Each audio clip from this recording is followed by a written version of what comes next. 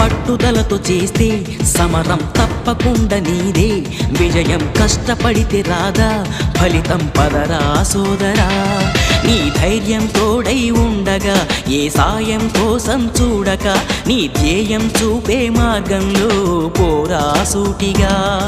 ఏ నాడు వెనకడుగేయక, ఏ అడుగు తడబడనీయక, నీ గమ్యం చేరేదాకా దూసుకుపోరా సోదరా.